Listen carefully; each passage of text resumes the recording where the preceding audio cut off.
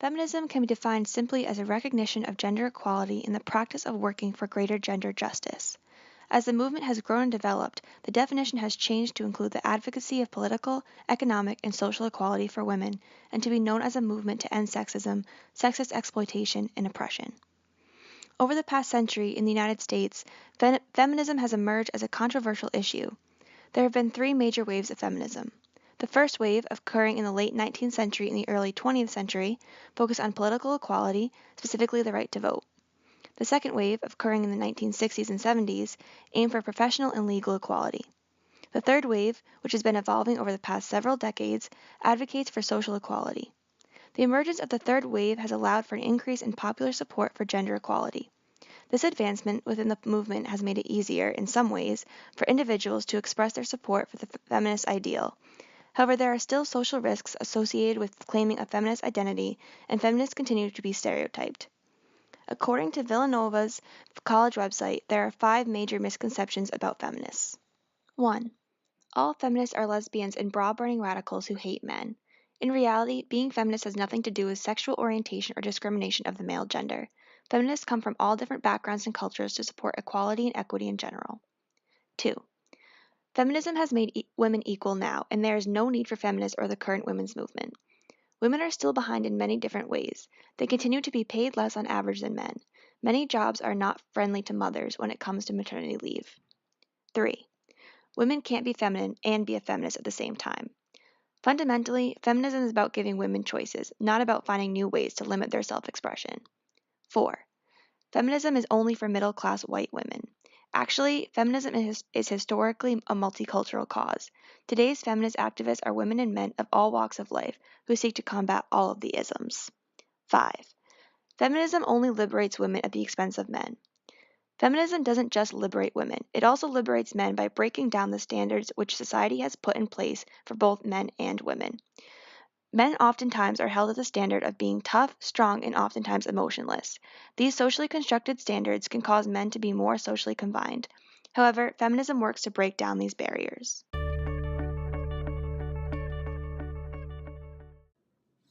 How would you describe your experience at the Women's March? The Women's March was maybe one of the more incredible experiences I've ever had. To be surrounded by hundreds of thousands of people who were willing to raise their voices and mobilize and march, but to do so peacefully and all come together and be so supportive of each other.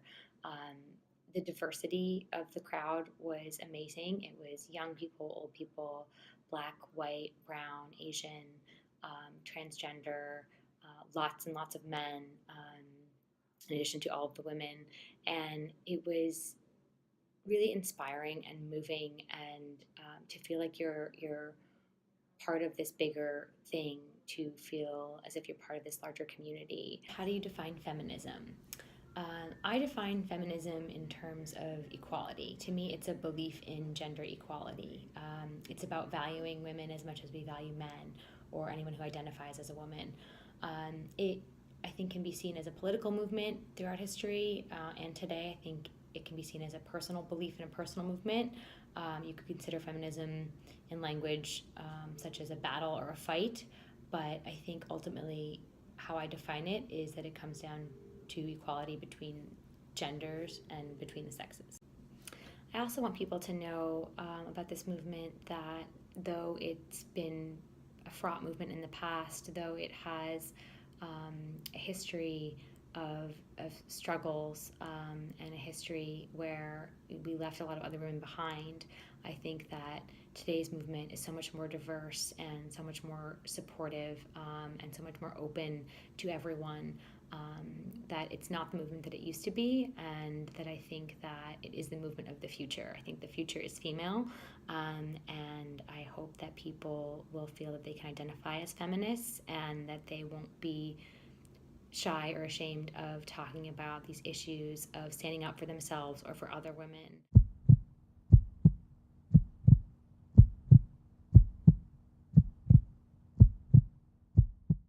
Reproductive rights are the rights of individuals to decide whether or not to reproduce and to have reproductive health services. 2 major subtopics of reproductive rights are birth control and maternity leave. Birth control is a widely discussed topic in the United States. The feminist standpoint supports a woman's right to have access to birth control. Millions of women in the United States use contraception and rely on insurance to help cover the cost of birth control. The Affordable Care Act requires most health plans to cover certain services. The current administration is attempting to repeal this act, putting the responsibility of paying for birth control in the hands of American citizens. Some people may not be able to afford these costs. However, religious freedom is being brought into the conversation, making the topic of birth control a highly disputed subject which divides the United States. Laws concerning maternity leave are also highly contentious. According to the Family and Medical Leave Act of 1993, employers are required to give 12 weeks of unpaid leave annually for mothers of newborn or newly adopted children. The United States is the only industrialized nation not to mandate paid leave for mothers of newborns. Compare that to the 185 other countries that do offer paid maternity leave and the 94 countries that offer paid paternity leave. In the United States, only 16% of employers offer paid leave. It is unjust and, quite frankly, embarrassing to allow this to continue.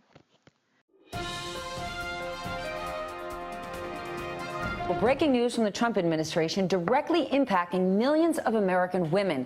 The White House says it will roll back a mandate from the Obama administration requiring employers to include birth control coverage in its health insurance plans if it conflicts with the employer's religious or moral beliefs. A study commissioned by the Obama administration found more than 55 million women rely on this mandate, which affords them free access to birth control. Let's bring in NBC's Peter Alexander live at the White House.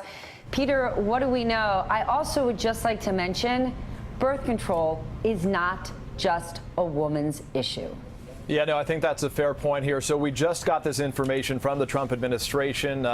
Some officials here speaking about these new rules to be issued as early as today that, as you noted, would roll back that requirement that was enforced under Obamacare, that health insurance plans provided by companies would also have to include contraceptive coverage. This would vastly expand the exemptions, not just for religious, but also for moral reasons as well. The administration insists that this is the president keeping his promise that no Americans, in effect, should have to decide between the federal government and their faith.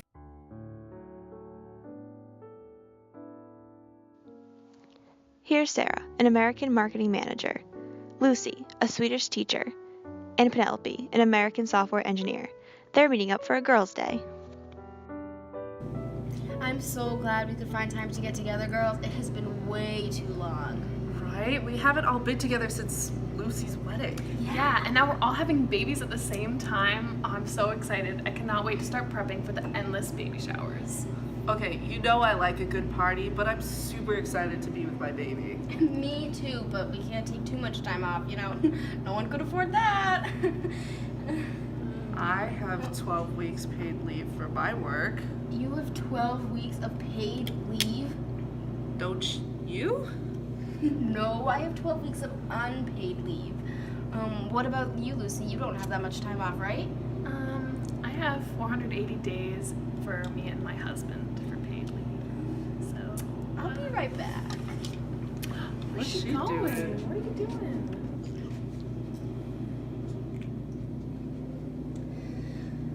Hey, babe. So just so you know, we're gonna need to move to Sweden. Don't ask any questions, just start packing right now.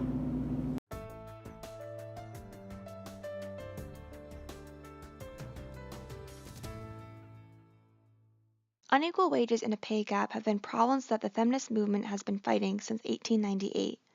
There has been research done on the topic that shows how the gap is closing, but seeing as the fight to end the pay gap has been going on for over 100 years and there is still unequal pay, proves that it is closing too slowly.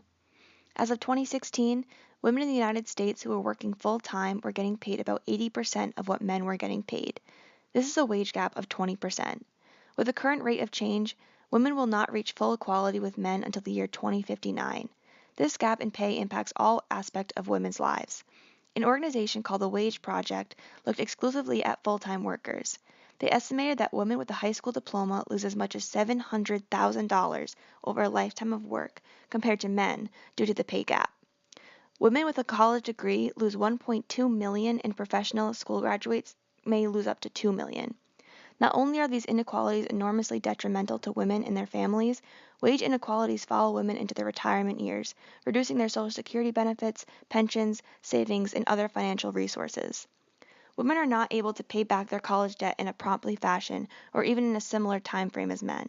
It takes even longer for Black or Hispanic women to pay back their loans because they face an even larger wage gap than white women. The National Organization for Women also states that even if a man and women were working the same job with similar experience and education, the woman would still only earn 82% of what the man was making, and the gap only increases as the workers get older. People can try and say that the wage gap doesn't exist or that it's just women being dramatic and the feminists just hating the men again, but they have to look at the data and the numbers that prove the 20% pay gap for equal work is very real. Hey guys, good morning. They were hoping for a deal overnight, but there still isn't one. The Women's Ice Hockey World Championship kicks off this Friday here in the U.S., but the U.S. team, the current world champs, may not actually be there. When the Winter Olympics kick off in Seoul in less than a year, the USA women's hockey team will be a medal favorite. But right now, the team is so angry with USA Hockey, the sport's national association, that they are threatening to boycott this week's World Championship tournament. We need more visibility, we need more games, and we need to be paid properly. USA Hockey was expected to vote on a new deal Monday, but overnight there was still no announcement. The team says they don't get nearly the support the men get, flying coach instead of business class, sharing hotel rooms instead of getting their own. The men can practice full-time and travel to games relying on NHL salaries. But women don't earn anywhere near that kind of money playing professionally. The captain of the women's team, Megan Duggan, says all they are asking for is a living wage and equitable benefits. The fight looks a lot like the one the U.S. women's soccer team waged to get equal pay just before the Rio Games in 2016. Now women's hockey is saying the same thing, and if no one listens, they simply won't play.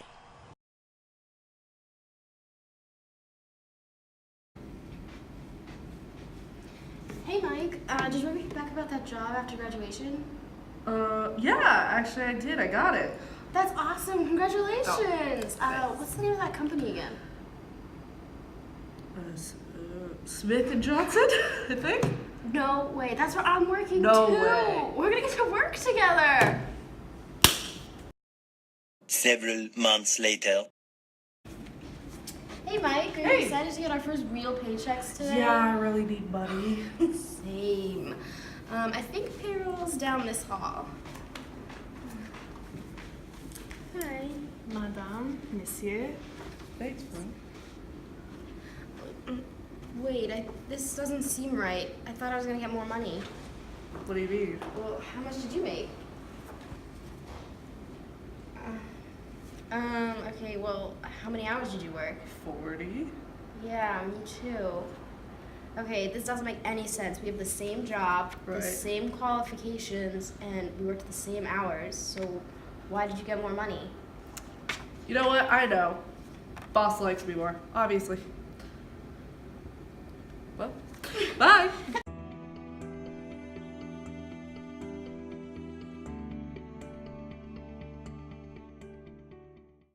Domestic violence has been an issue for many years in the United States.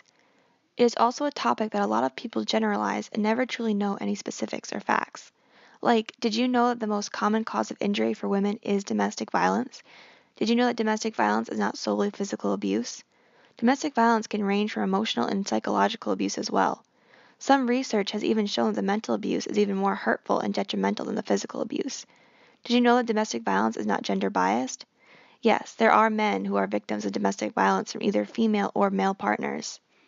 Domestic abuse is not limited to gender, social class, sexual orientation, culture, religions, or whatever factors you can come up with. What does the feminist movement have to say about domestic violence? The feminist movement began to attack domestic violence as early as the 1970s. This movement was called the Battered Women's Movement, or BWM, which is classified under the second wave feminist movement in the United States. Their main course of attack was to create a society that was based in gender equality. Domestic violence was caused by a society where men believe that they have control or are superior to women. Before BWM, the normal ideology was that wives were subordinate to men, and if they were hit, it was most likely their fault and they deserved it. This was even believed in the criminal justice system. The efforts of the BWM completely changed the political agenda, which deemed domestic violence as a social issue. The last big feminist movement attack on domestic violence was done in 1994, where the movement caused action for the Supreme Court to create the Violence Against Women Act. This act funds services for those who have been raped and have been victims of domestic violence. It provides a platform for women to seek civil rights remedies for gender-related crimes. 6 years later, the law now allows women to sue their attackers in federal court. Though all of these changes and actions have taken place in the past, domestic violence continues to be a big issue as long as gender inequality influences the society of today.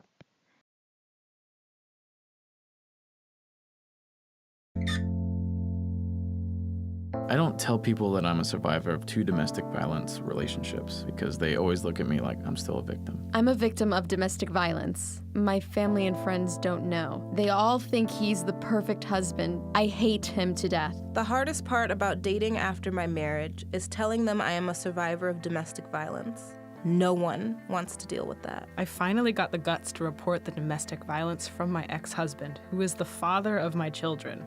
I think it's made my anxiety worse. I'm a survivor of domestic violence. I suffer from PTSD because of the abuse I suffered over 2 years. I've lived with domestic violence my entire life. I can't even imagine what it would be like to have a regular family.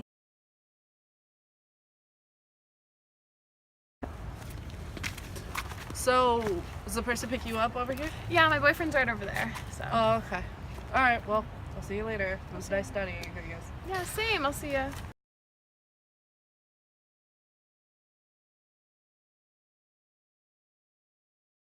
Hey, babe. Who was that? That was Josh. Josh who? Josh, the guy I'm studying with. Just studying? Yeah, right. I saw how he looked at you over there. You're sleeping with him, aren't you? Of course not. What are you talking about?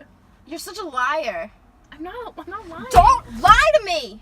I'm not lying. Yes, you are. You're such a stupid bitch. Get out of my car. Are you serious right now? Get out! 3 days later. What? I'm so sorry. I didn't mean any of it. Please forgive me. I got you flowers.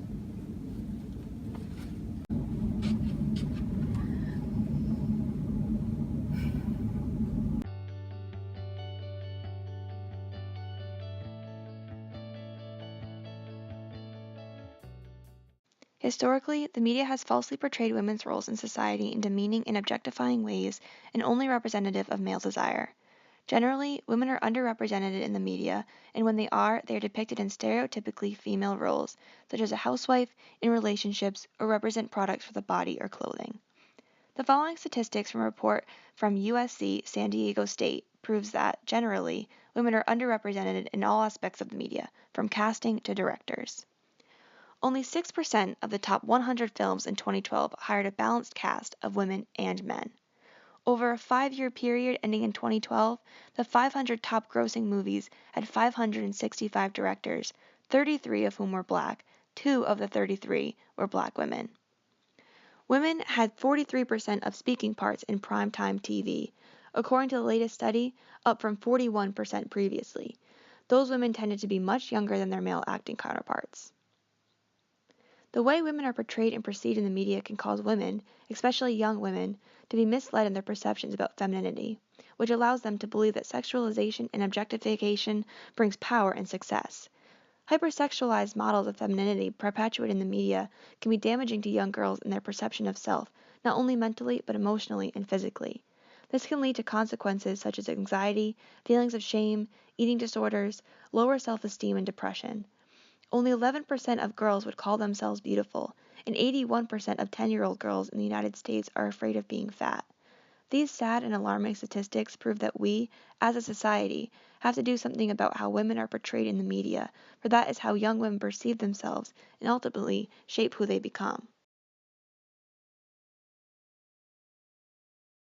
I didn't know myself without social media and without my physical appearance. I remember Googling models like centimeters of their waist and their thighs and then measuring my own to compare. There are so many things I could have done with my time because I was just living in a screen, wishing that people would value me.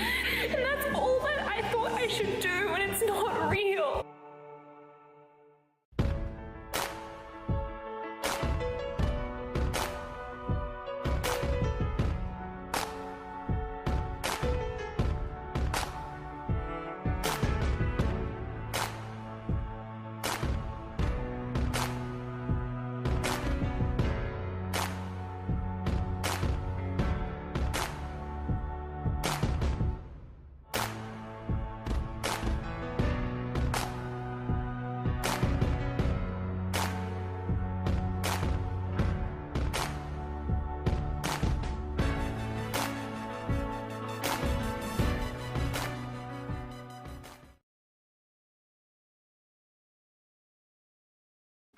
Hi, we're live on the red carpet with two of Hollywood's brightest stars.